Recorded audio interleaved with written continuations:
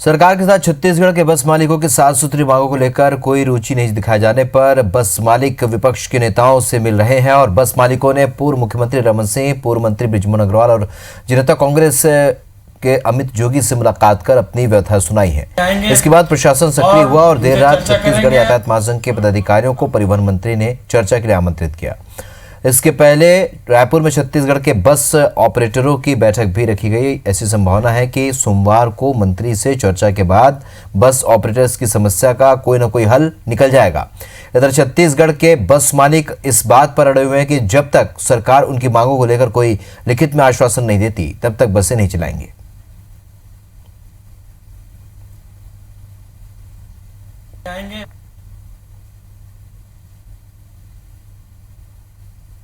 हम कल छत्तीसगढ़ के समस्त जिलों में खबर कर दिया गया है।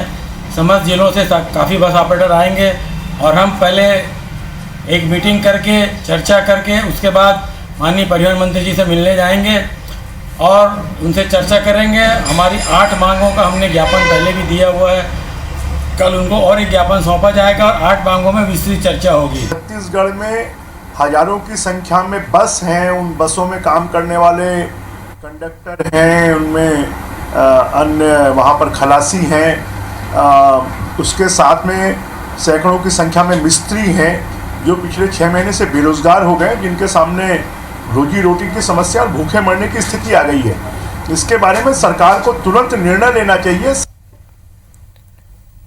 राजेश मिश्रा हमारे सहयोगी और ज्यादा जानकारी के साथ इस खबर पर हमारे साथ रायपुर से जुड़ रहे हैं। राजेश, जिस तरीके के हालात हैं, अनलॉक होने के बाद भी बसों के पहिए थमे हुए, जाहिर सी बात है बड़ी संख्या में यहाँ बसें रुकी होने की वजह से, खड़ी रहने की वजह से वहाँ उनसे जुड़े लोग, उनका रोजगार भी छिन सा गया है। ऐसे में अब फिलहाल बस संचालक क्या चाहते हैं और फिलहाल सरकार क्या प्रयास कर रही है शुरू करने?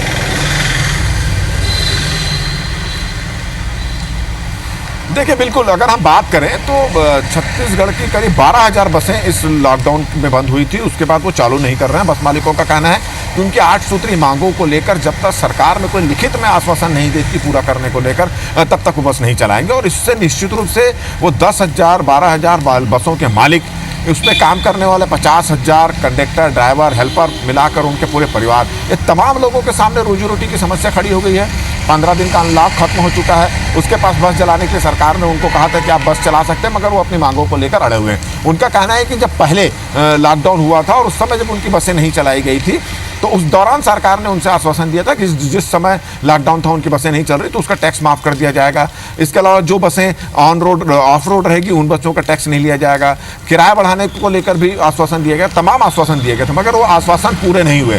15 दिन बस चलाया उन्होंने जुलाई में और 15 दिन के चलाने के बाद 1 महीने का टैक्स लिया जा रहा है। तो बस मालिकों ने निर्णय तय ये किया कि बस नहीं चलाएंगे और सरकार से लगातार वो बात करने का प्रयास करते रहे अपनी 8 सूत्री मांगों को लेकर। ना तो परिवहन मंत्री ने उनको समय दिया और किसी कारणवश से मुख्यमंत्री से भी उनसे बात नहीं हो पाई।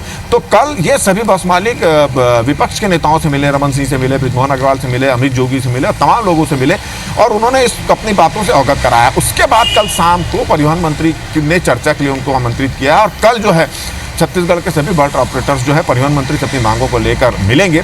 और उन्होंने ये भी वो इस बात पर अभी भी अड़े हुए हैं कि जब तक उनकी 8 सूत्री मांगों को लेकर सरकार की ओर से कोई लिखित में आश्वासन नहीं मिलता तब तक वो अपनी बसों को नहीं चलाएंगे। इससे हो ये रहा है कि बस मालिक बसों में काम करने वाले परिवार के लोग तो परेशान हैं ही, मगर छत्तीसगढ़ के वो तमाम लोग परेशान हैं जहाँ पर केवल बस आवागमन ही है, जहाँ से बस से केवल आना जाना ही करते, जनता भी परेशान हो रही है। तो इस समस्या का समाधान तत्काल निकाला जाना चाहिए। सरकार को इस मांगों को लेकर गंभीरता से विचार विमर्श करना चाहिए। मगर कल जिस तरह से परिवहन मंत्री के साथ बस मालिकों की बैठक होने वाली है, चर्चा होने वाली है, उससे ऐसे आसार पड़ रहे हैं कि कोई ना कोई रास्ता कल निकल जाएगा और कल जो ये बस मालिकों की जो मांग पूरी हो सकती है उस पर कुछ ना कुछ विचार होगा और फिर बस यातायात व्यवस्था समान हो सकती है, ऐसी संभावना व्यक्त की जा रही है। बिल्कुल राजेश, और बीती सरकार में भी ऐसा नहीं कि इन बस संचालकों को समस्याएं नहीं थी, लेकिन इस वर्तमान सरकार में और खासतौर पर लॉकडाउन के बाद जो परिस्थितियां बनी हुई हैं, तो ऐसा नहीं लगता क्या कि इनकी सुनवाई नहीं हो पा रही थी, इस वजह से उन्हें विपक्ष के नेताओं से मिलना जुलना पड़ा और तब जाके प्रशासन को लगा कि इनसे चर्चा बेहद ज़रूरी है?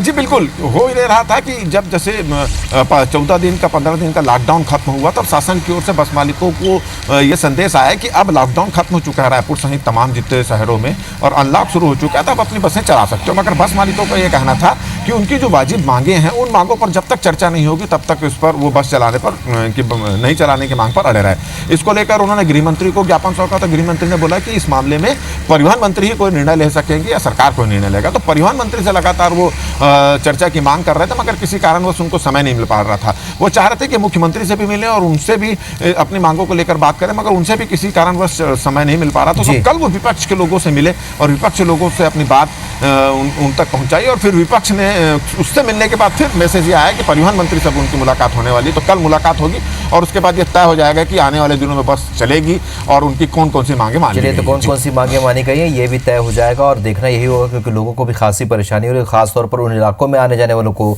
जहां पर केवल बस ही एक माध्यम है। इस जानकारी के लिए, चर्चा के लिए बहुत बहुत शुक्रिया आपका राजेश।